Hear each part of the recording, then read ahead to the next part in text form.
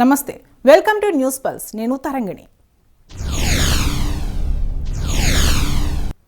తెలంగాణలో ప్రముఖ పుణ్యక్షేత్రమైన కొండగట్టు ఆంజనేయ స్వామి వారిని ఏపీ ఉప ముఖ్యమంత్రి పవన్ కళ్యాణ్ దర్శించుకున్నారు.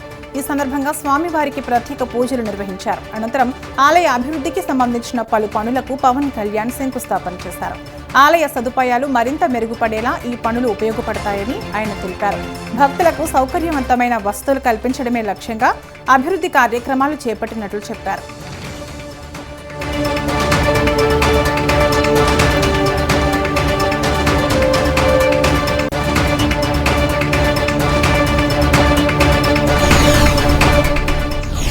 అమరావతి రాజధాని రెండో దశ భూ సమీకరణ ప్రక్రియ శనివారం నుంచి ప్రారంభమవుతోంది. ఇందుకోసం 9 యూనిట్లు ఏర్పాటు చేయగా 7 కార్యాలయాల్లో పనులు మొదలయ్యాయి. సిబ్బందికి భూమి వివరాల నమోదు, ఫార్మాట్లపై శిక్షణ ఇచ్చారు. కొన్ని యూనిట్లకు నేమ్ బోర్డులు కూడా ఏర్పాటు చేశారు. తుళ్లూరు, అమరావతి తహసీల్దార్లు గ్రామాల వారీ భూమి వివరాలపై నివేదికలు సిద్ధం చేశారు. రైతుల సంఖ్య, సర్వే నెంబర్లలో తేడాలను సరిచేస్తున్నారు. అటవీ, ప్రభుత్వ భూముల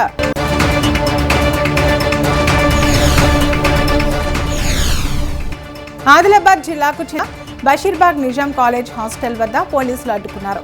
ముట్టడికి వెళ్తున్న రైతులను ఎమ్మెల్యే పాయల్ శంకర్ ను పోలీసులు అరెస్ట్ చేసి తరలించారు. తెలంగాణలో రైతుల పరిస్థితి దారుణంగా ఉందని, ప్రభుత్వం వెంటనే స్పందించి సమస్యలు పరిష్కరించాలని రైతులు కోరారు.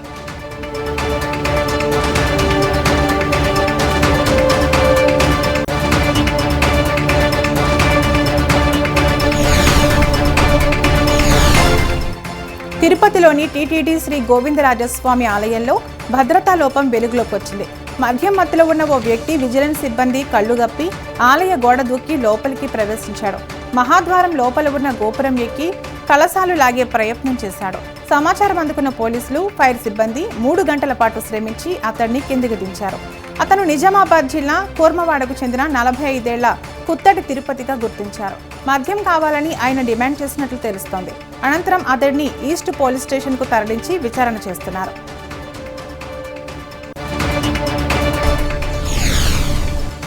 ఛత్తీస్గఢ్, బీజాపూర్ జిల్లాలో భద్రతా బలగాలు, మావోయిస్టుల మధ్య ఎదురుకాల్పులు కొనసాగుతున్నాయి. ఈ ఘటనలో తాజాగా 12 మంది మావోయిస్టులు మృతి చెందినట్లు అధికారులు తెలిపారు. జిల్లాలోని దక్షిణ ప్రాంతంలో ఈ ఎదురుకాల్పులు జరిగాయి. మావోయిస్టుల కదలికలపై స్పష్టమైన సమాచారం అందడంతో రిజర్వ్ గార్డ్ బృందం గాలింపు చర్యలు ప్రారంభించింది. శనివారం ఉదయం భద్రతా బలగాలకు, మావోయిస్టులకు మధ్య ఈ కాల్పులు జరిగాయి. అనంతరం ఎదురుకాల్పుల ప్రాంతం నుంచి 2 మావోయిస్టుల మృతదేహాలను భద్రతా బలగాలు స్వాధీనం చేసుకున్నాయి. ప్రస్తుతం మహారాష్ట్రలో జరుగుతున్న పురపోరు ఎన్నికల్లో అధికార మహాయుతి కూటమి ముందస్తు విజయాలు సాధించింది. పోలింగ్ జరగకముందే 68 స్థానాల్లో ఈ కూటమి అభ్యర్థులు ఏకగ్రీవంగా ఎన్నికయ్యారు. నామినేషన్లో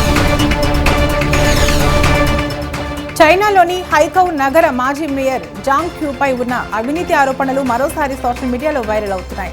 జాతీయ పర్యవేక్షణ కమిషన్ నిర్వహించిన దర్యాప్తులో ఆయన నివాసంలోని రహస్య బేస్మెంట్లో ఏకంగా 13.5 టన్నుల బంగారం బయటపడింది.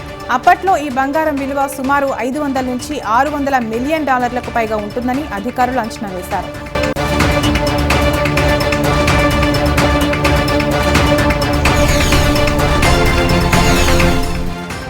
యెమెన్లో మళ్లీ అంతర్యుద్ధ పరిస్థితులు ఏర్పడుతున్నాయి.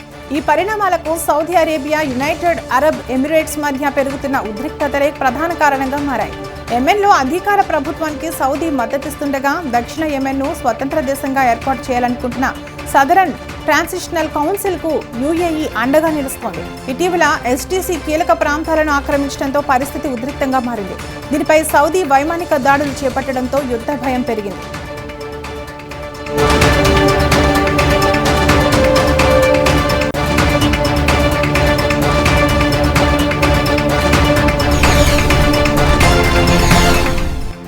భారత మహిళల ప్రీమియర్ లీగ్ 2026 పూర్తి షెడ్యూల్ విడుదలైంది. ఈ టోర్నమెంట్ 2026 జనవరి 9 నుంచి ఫిబ్రవరి 5 వరకు జరుగుతుంది.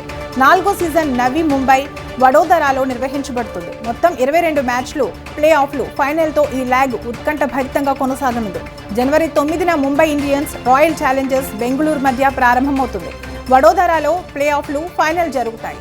ఫిబ్రవరి 3న ఎలిమినేటర్, ఫిబ్రవరి 5న ఫైనల్ ఉంటుంది.